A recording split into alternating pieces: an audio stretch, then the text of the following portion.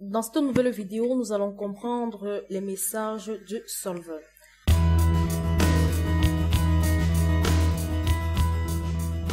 Alors, lorsque le solver a terminé ses calculs, il affiche tout simplement une boîte de dialogue résultat du solver et un message vous impliquant ce qui s'est passé.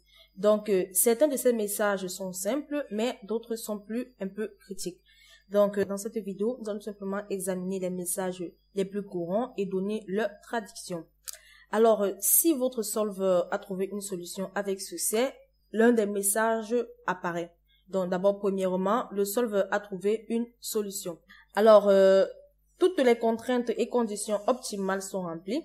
Donc, c'est le message que vous souhaitez voir. Cela signifie que la valeur souhaitée pour les cellules objectives a été trouvée et que le solver a été en mesure de trouver la solution tout en respectant vos contraintes dont les limites de précision et de tolérance des entiers définis. Alors, si vous avez un autre message tel que le solver a convergé vers une solution actuelle, donc cela signifie tout simplement que toutes les contraintes sont satisfaisantes. Le solver suppose normalement qu'il a une solution si la valeur de la cellule objective reste pratiquement inchangée pendant quelques itérations.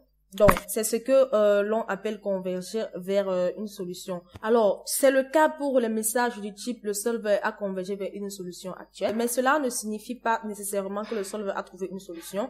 Donc, le processus itératif peut prendre beaucoup de temps ou de valeur initiale dans les cellules de valeurs peuvent avoir été définies trop loin de la solution. Donc, vous devez essayer de réexécuter le solver avec des valeurs différentes. Donc, vous pouvez essayer d'utiliser un paramètre de précision plus élevé, donc c'est-à-dire entrer un nombre plus petit dans la zone de test précision de contraintes que nous avons vu dans les précédentes vidéos. En plus de ces messages, vous avez aussi des messages tels que le solver ne peut pas améliorer la solution actuelle. Donc, cela signifie tout simplement que toutes les contraintes sont satisfaisantes.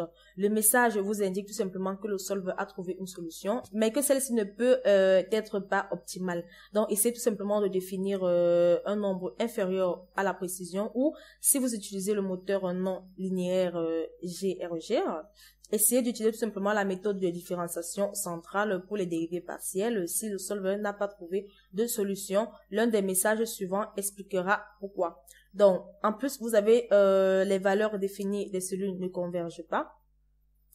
Vous avez souvent ce genre de message qui vous dit que les valeurs définies des cellules ne changent pas. Donc, cela signifie tout simplement que la valeur de la formule de la cellule objective n'a pas été limitée. Donc, par exemple, si vous essayez tout simplement de maximiser des profils en fonction du prix du produit et du coût unitaire, solver ne trouvera pas de solution.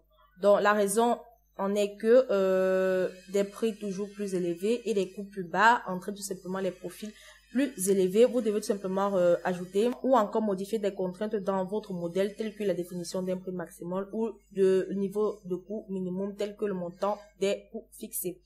En plus, vous avez des messages tels que le solver n'a pas pu trouver de solution réalisable.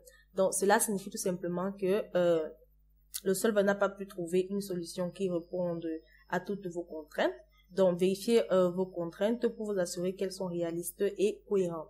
Donc, en plus, vous avez tout simplement un autre type de message tel que stop choisi lorsque la limite X maximale est atteinte. Donc, ce message apparaît tout simplement lorsque le solver se heurte à la limite de temps maximal ou à la limite d'itération maximale. Donc, s'il semble que le solver se dirige vers une solution, vous cliquez tout simplement sur conserver la solution et le solver réessaye. Enfin, vous avez tout simplement des messages tels que les conditions pour assumer le modèle linéaire ne sont pas remplis. Donc, le solver a basé son processus itératif sur un modèle linéaire, mais lorsque les résultats sont placés dans les feuilles de calcul, ils ne sont pas conformes au modèle linéaire.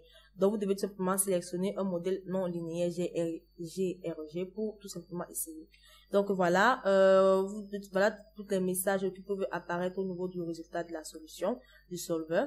Donc, j'espère que vous avez aimé cette vidéo de l'entreprise Excel Global, entreprise spécialisée dans les prestations de services Microsoft Excel. Si vous avez aimé cette vidéo, n'oubliez pas de vous abonner et de cliquer sur le bouton j'aime et ensuite de la partager. Si vous avez des questions à poser, vous soyez libre de les poser dans l'espace commentaire. Nous allons nous retrouver très prochainement dans une nouvelle vidéo.